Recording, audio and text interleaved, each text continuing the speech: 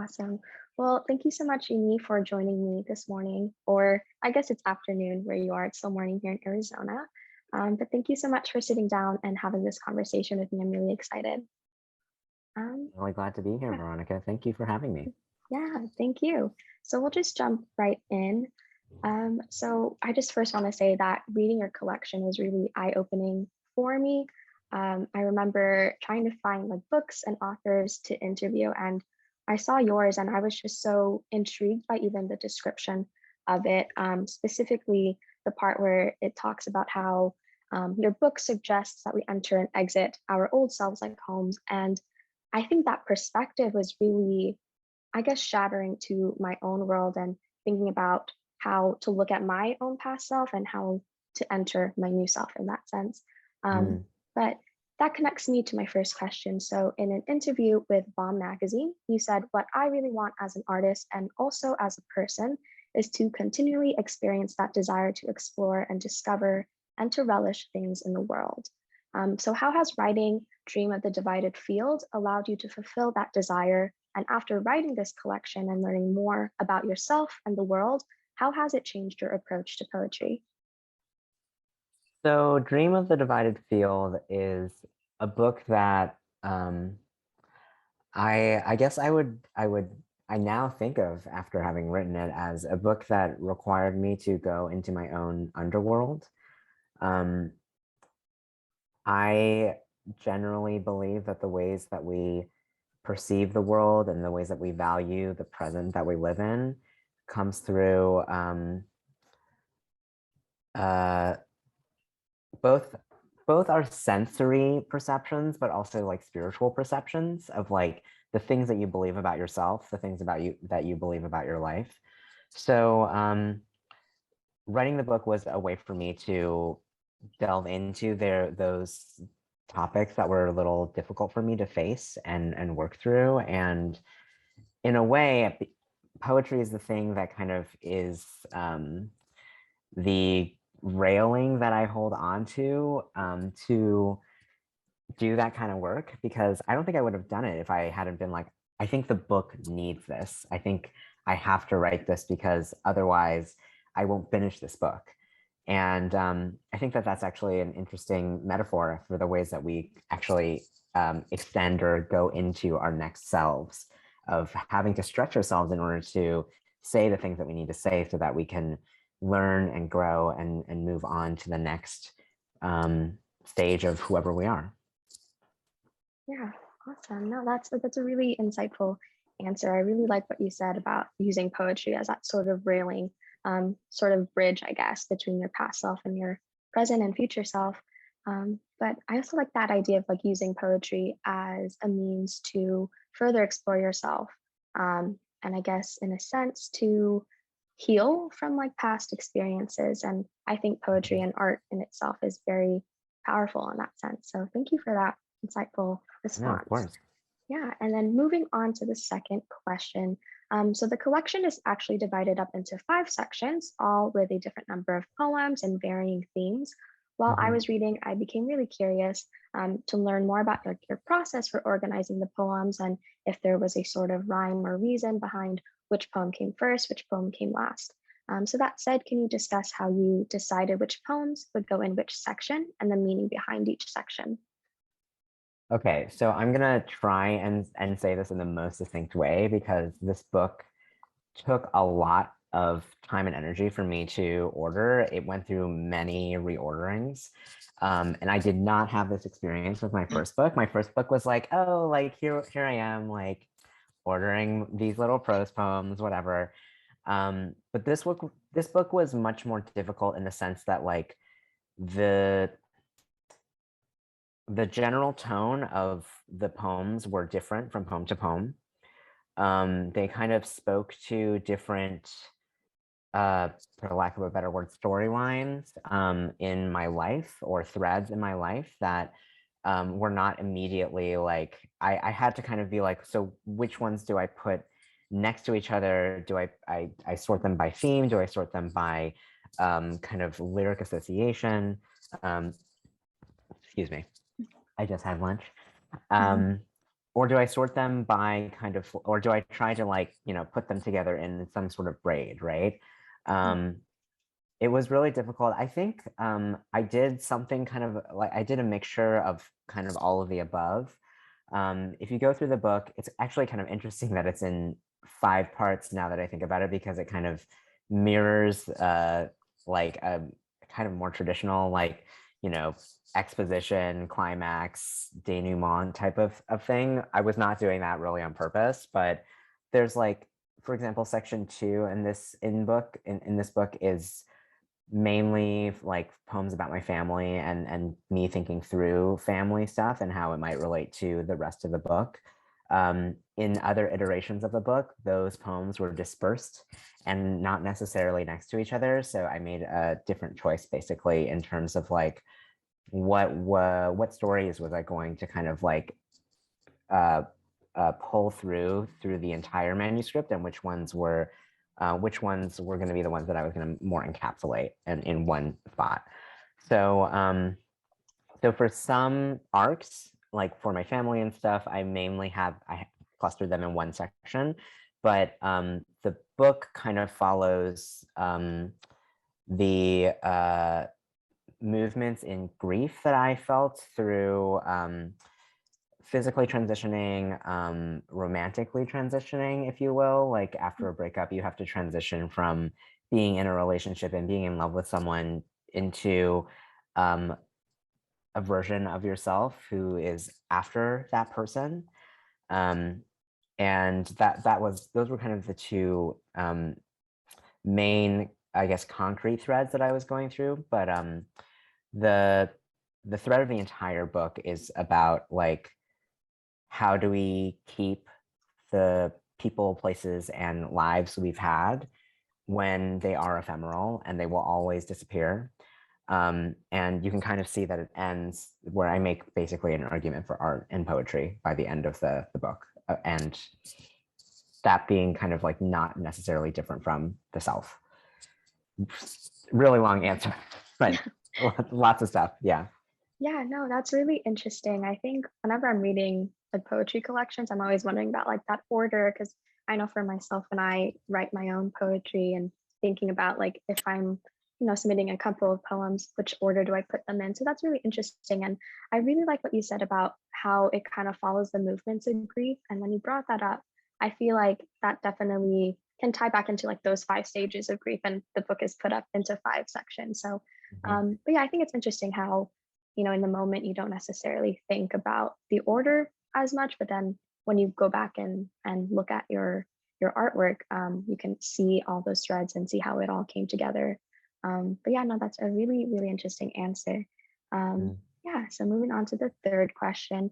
The poems in this collection vary in length. For example, the poem Leaving the House has 3 short stanzas, and in comparison, The Friend is a couple pages. Could you describe your process for determining what direction the poem is going to go in and how you know when a poem is completed? I mean, so maybe I wonder if an analogy with other genres is useful for this particular case, because I really think of a genre as a like squidgy thing of like, if I need to say something in a certain way, there are certain pros and cons / strengths and weaknesses in different forms. So the kind of story or the things that you can talk about with a novel, for example, are very different from the things that you can talk about with a poem. Not to say that that they are mutually exclusive, but just that one form has all these practices and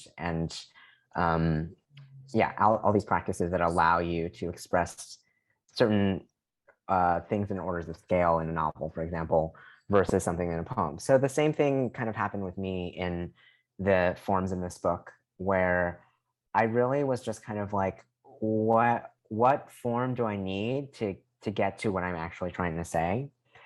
And often it really depends on how I begin the poem, where I am, and how I'm writing it. Sometimes sometimes the poems will start basically in a written notebook, and those poems can be different from the ones that I write straight on the computer or on my phone. So part of it is chance of like, where was I? What was I doing? How did this poem come to be? And then the other part is like, well, what am I trying to say? And inevitably, what happens is that the poem comes out of itself, kind of like a butterfly comes out of its little cocoon. You write a first draft, you write a second draft, and you realize, oh, well, this is actually what it should be. And some of these poems, like actually leaving the house, for example, was a poem that I wrote, I think, after reading a journal entry, and it had some of those phrases in there. And for me, I'm an ear writer, I guess. And so I heard something that was worth following, basically. And then I wrote that poem. Interesting. That's really cool. I like what you said about how the poems might differ from, being written in a notebook to being written on a computer. That's something I didn't consider, like, especially when like writing. I think we usually think that when it comes to writing, whatever device or whatever paper you're using, it's all going to come out the same. But I think that's a really, like, I guess, shifting perspective for me, for like how to write a poem. And yeah, I like what you said about like the butterfly out of the cocoon, that the poem kind of unravels itself. I think most of the time poetry has that. I know personally when I write, sometimes it turns into something completely different. But yeah, thank you for your insight on that. Moving on to a more specific poem. So the title of Catullus, I think I'm pronouncing it right, but the Catullus Yeah. 85. Yeah. So the title of Catullus 85 references the poem by Roman poet Catullus about hate and love. The repetition in your poem also is very reminiscent, to me personally, of the repetition used by Gertrude Stein. So could you discuss the multiple inspirations behind this poem specifically? Yeah. So that poem is really funny because I was really trying to so for a while the epigraph for this book was that Catullus poem, I hate and I love. Why, perhaps you ask? I know not, but it torments me. And so obviously I had that poem kind of like on my mind because it was the epigraph, but when I was writing that particular, what I've been calling it a slant translation, I was really trying to just talk to myself about like the complicated nature of this relationship that I had been in and all of the twists and turns that kind of like gummed up I gummed up and summed up, I would say, the complicated nature of it. And that particular poem by Catullus is about being tormented. And I was interested in kind of expressing that torment in the actual syntax and the language of the poem of like, so what does it mean to be tormented by hate and love? This is my particular version, a really complicated relationship in which no one gets to hate or to love directly. I wasn't thinking about Gertrude Stein, but I think that like Stein was really kind of interested in sound as much as language, but also in, I feel whenever I think of Stein, I think about the word as object and the sound of that word also like being part of the, one might say, the torment or the complication. So I wasn't thinking about her necessarily, but it's a cool kind of connection to make. Yeah, no, and I was reading that Gertrude Stein's one of my favorite poets, and that repetition that you use, like the hate and love and going back and forth. But now that you bring up like the torment part of that, the poem, I think it definitely makes sense to kind of go sort of on like a tennis court between love and hate. So yeah, thank you for that. Moving on to a different poem, or rather a different set of poems. So in your collection, there are 5 poems titled Obad, the one being anti-Obad. And I was really intrigued by the repetition of these poem titles and your ability to write different poems for one title, as well as what an Obad actually is, which is a poem that praises or mourns becoming a mourning. That said, could you discuss your decision to use this more traditional type of poem, and what do you see as its significance to this collection? So I've been asked this question a couple of times in interviews now, but every time I answer, I'm like, I guess I'm just going to say something different. um, so the reason why there's mourning for winter's coming. The reason why there's mourning for the morning coming, wow, is because like usually in an obad, lovers are saying goodbye to each other because they slept together, it was great, but like toodles. So I was writing these obads at a moment in my life, for the most part,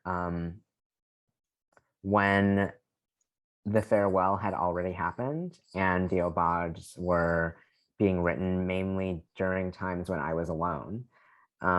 Even the originally titled obad at the end of the book, the one that does not have a parenthetical, was written right at the beginning of when I met this person. And they were not there, basically. And so, I mean, I was really kind of like lamenting this relationship and its end. And part of what was so difficult about it ending was not really being able to like, you know how certain relationships just end and it's not really what anyone wants, but it's clearly what needs to happen. So I was really working through those things basically when I wrote those poems. And then looking back, obviously, at the ones that I had written when we were kind of still in conversation with each other. Awesome.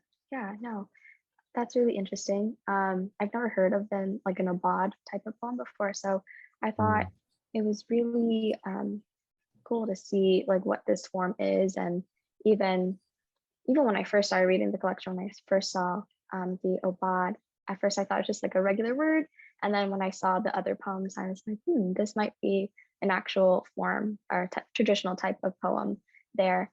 But yeah, I think it's really interesting how you were able to write those poems, especially considering like what you said after the relationship happened. So absolutely.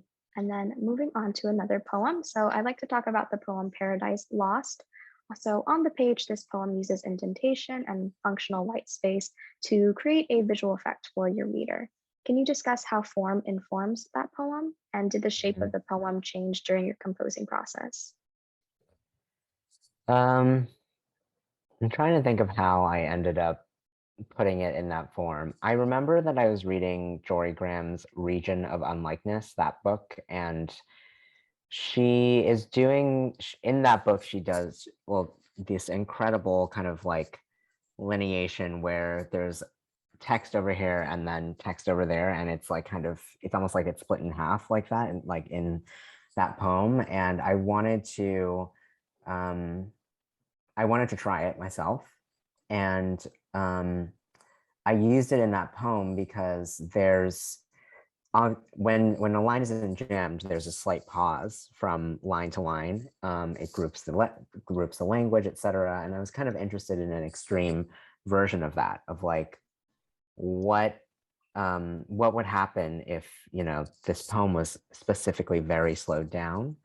And that poem is about a time when I was traveling alone in Santorini, and it was the longest time I had ever traveled by myself. And it was so hot that I couldn't think. And so the poem is kind of written in that, with that mind of mine, basically, of like remembering how hot it was and not really being able to put together sentences. So I thought that particular form was would be useful and appropriate for getting that kind of effect. And I also was very interested in grouping, in particular, the various images and the words that were all in the same stanza, but looked like they were part of different stanzas. That was not a contrapuntal. So that is what I was thinking when I was writing that poem. Interesting. I definitely see now that you explained sort of when you wrote the poem, like being in Santorini, being in that heat, and not being able to put those sentences together. And I think even like the memories that sort of fuel these poems, I think they definitely influence how the poem looks on the page. But yeah, thank you so much for that answer. Moving on to a different poem. So in the poem Eurydice at the Mouth, you reference the Greek myth of Eurydice and Orpheus, yet the latter is omitted entirely from the poem. I found it really interesting how you were able to use this character, Eurydice, to explore, I guess, the death of a feminine. Can you discuss the importance of specifically focusing on Eurydice and what it means for the purpose of this poem? Well, when I wrote that poem, I was not really thinking about Eurydice at all. I was thinking about myself and my own life. And I wrote it actually before I came out as a trans person. I wrote that poem when I was thinking about kind of what I was saying at the beginning about looking at the face of the thing that you fear most. And it's very interesting to me. So the last line of that poem is based off of a Walt Whitman line, which is, I was the man, I was the man, I suffered, I was there. He's talking about the war. But I was like, I was the woman, I suffered, I was there, like, because I was like, I'm a woman. But it takes on a new meaning because of the text of my actual lived life, because I was a woman and now it's no longer true. But I was really interested in thinking about and writing about Eurydice's journey back into the underworld. This poem happens in the moment when she realizes that she has to go back to the underworld. She's not going to be saved. And it's kind of that moment where she realizes that she has to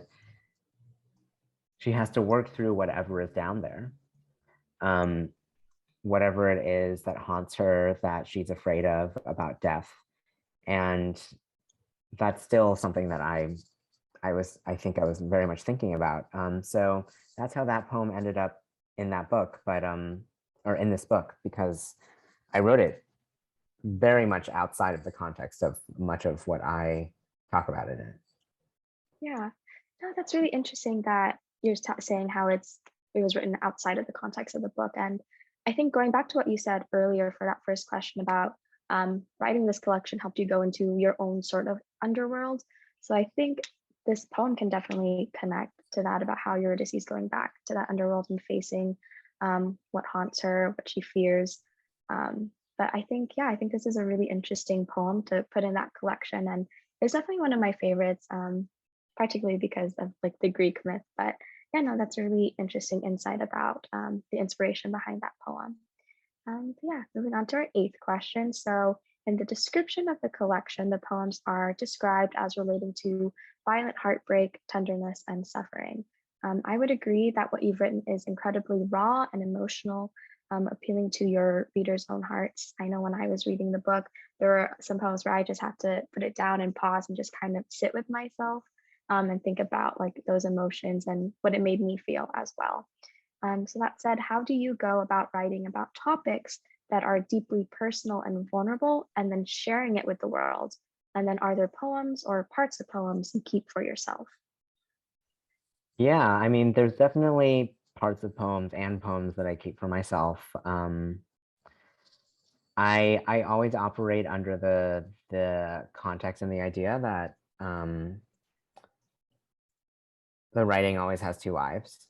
I guess I will just keep saying this for the entirety of my career, but it always has two lives. The first life it has is with you, and the second life it has is with other people. And there's writing that's for you, and only for you, and that will not be easily translatable or helpful or useful to other people. And it's okay for that writing to be yours, you know? And then there's the writing that is like maybe this deeply personal thing is something that another person would want to know about, care to know about, need to know about. And so for me, I don't think it's ever about like, this poem is so beautiful, I must publish it. It for me is always about like, what is the emotional core of the thing that I'm trying to say? And will it move another person? Will it be useful for another person to move through whatever it is that they need to move through? So that's kind of the sharing, editing part. But just getting into writing it, the answer is very reluctantly. Like I don't, like I said earlier about kind of putting the book together, I wasn't expecting or wanting to write poems like The Friend, but I realized that if I didn't write about those things, I would never finish the book. So part of it has to do with like, after a certain point, the book is a metaphor. The book is like there because as a an illusion through which I can move through these lessons in my life. But in order for me to finish the book, I had to face those things. So they always start with, I'm writing this for myself. It could be that I will never publish this, and it could be that I'll never finish this book, whatever. But like, as soon as I give myself permission to just say whatever I want, to not fear putting it down on the page, then after that, I can kind of evaluate, after a few days or weeks or months, whether or not I will put something out into the world. So there are poems that I was really attached to, even for my first book, that I was like, this is so important, it's so vulnerable. And then I reread them like a year later, and I was like, this doesn't need to be out there. Yeah, I think there's something else I wanted to say about that, but I don't remember. So just you can jog my memory or something if something else comes up. Right. No. Yeah. First, I just want to say I like that saying you have that writing has two lives, the first with yourself and the second with others. And also about how you take the time to sort of approach whether or not to publish a poem based on like not if it's just beautiful, but also how will it affect someone? How will it help them move on? How will it help others heal? And I think that's a really beautiful approach to, to figure out if the world needs to hear these poems. And I definitely think that taking that time to think about others and the poem's second life with others is really interesting. And I think it's a very thoughtful approach to see that your experiences, even though they might feel really lonely at times, sometimes it's something that another person might share. So I think that's a really insightful approach that you're taking with your poetry. So yeah. Did anything jog your memory there? Actually, yeah. So I feel like everyone has a different relationship to writing down their innermost thoughts. And I think part of that has to do with like systemic oppression, but also your relationship with like what has happened to you because of the things that you've written down. So like in my case, I once had a journal when I was 13. My mother read it and then confronted me about being a queer person. And it basically like totally it exposed me to like emotional abuse, and it was not something that I would have chosen for myself. But like there are things like that in my life that have happened that make it very difficult for me to like talk about whatever it is that I need to talk about, because even though I don't live with my mother anymore, there's an emotional block there of like that is not safe to do. And I think that there's a truth in that too, with being a public figure, with being someone who puts writing out in the world. And so I think another consideration that I should probably mention is, how are you protecting yourself? How can you be read? Because no matter what you do and no matter what you say, your writing will always be kind of read as like, this is what this person thinks and this is who they are, especially if you're a person of color or like a marginalized person in any way. So yeah, that would be my addendum to things to think about or things that I have thought Right. about. Yeah, no, interesting. I like how you brought up that like systemic oppression there, and like especially if you're a writer from a marginalized community, how those sorts of stereotypes that others might put on you and how that might affect your writing. So that's a really interesting perspective that you have there.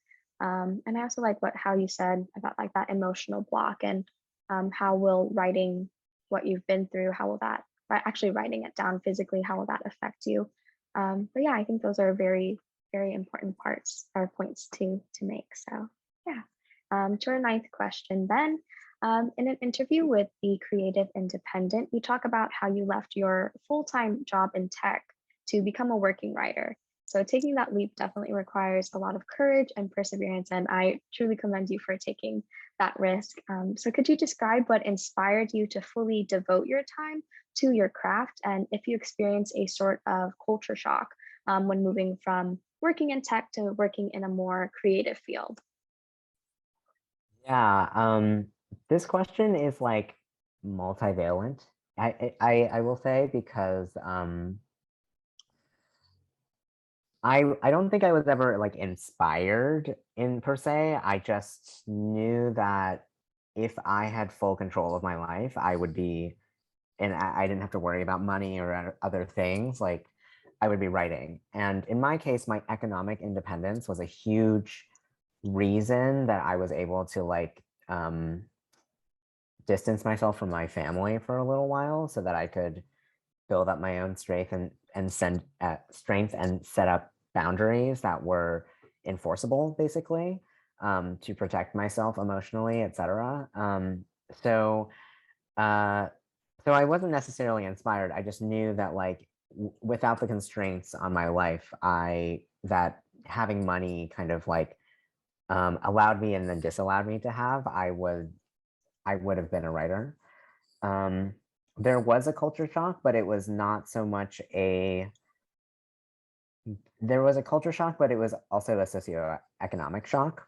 Um, because working in tech, I was making a lot of money. And I also was able to save a lot of money, which is what gave me the like push into the world that I would like for me to like actually be able to leave. But a lot of people don't actually have that opportunity.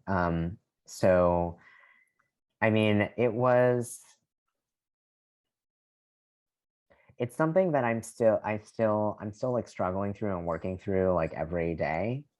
Because when you don't make a ton of money, which I don't, you kind of are constantly hustling and asking yourself, like, where's the next bread and butter going to come from? And it really does affect your art because you see, especially I think with social media and stuff, you see other people getting book deals, you see other people, you know, getting jobs as professors, and you're like, well, maybe I should get it, maybe I should write a book that will sell for a lot of money, or maybe I should become a professor because X, Y, because it seems like a steady thing to do.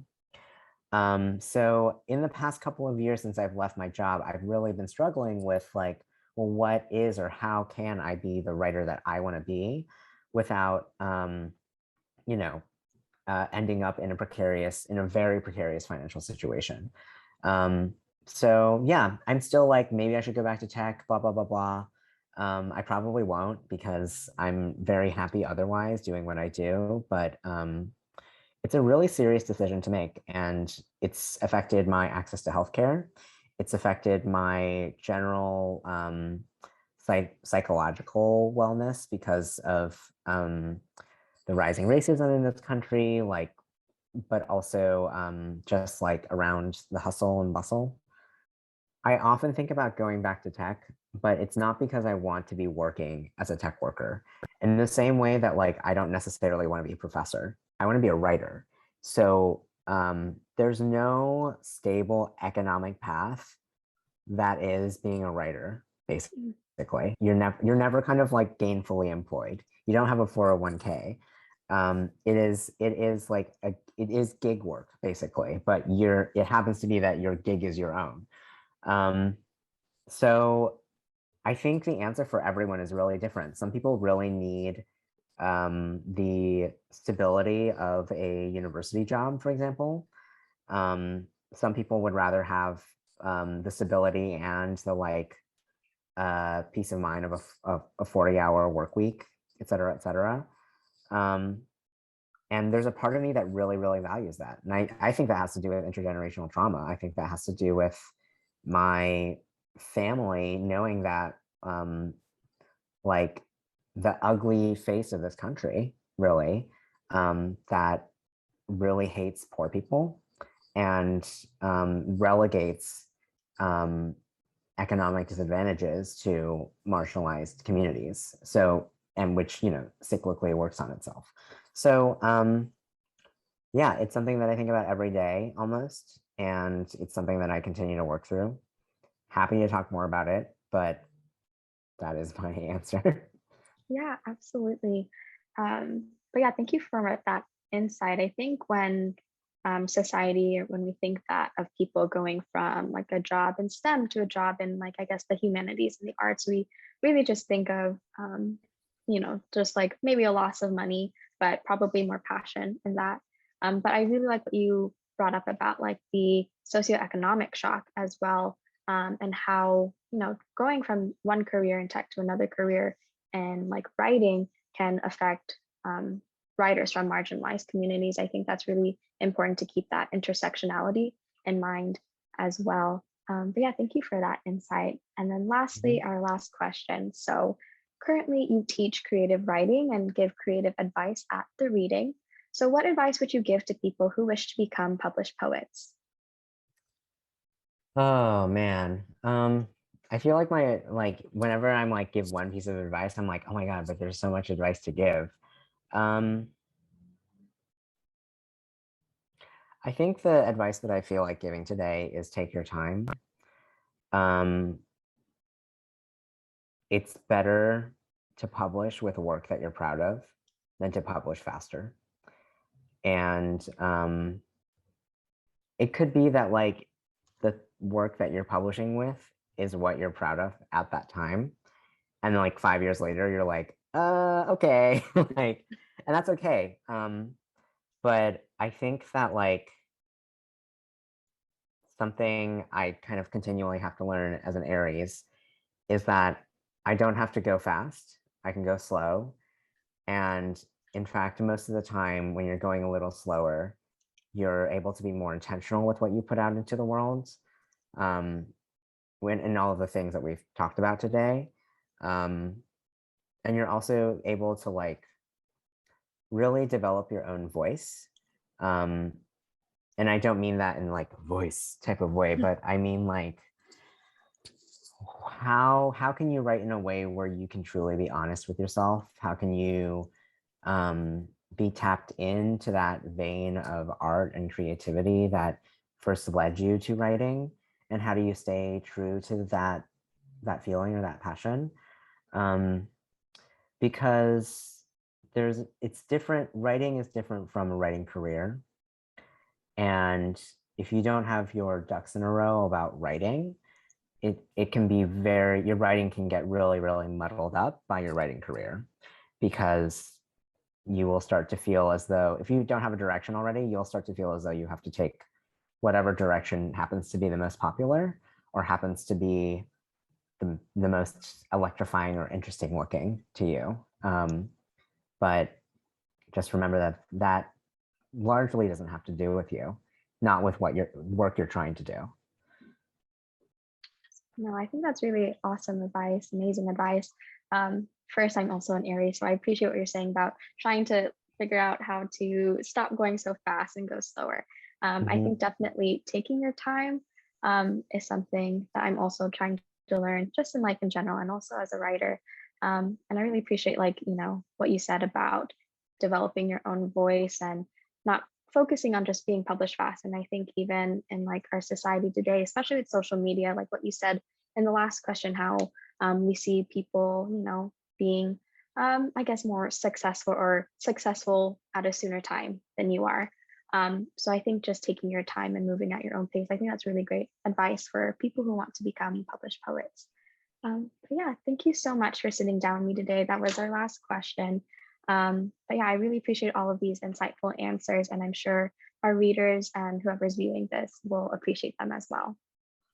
Thank you for taking the time to think of these questions and for talking to me, Veronica. You've been really great. So thank you so much.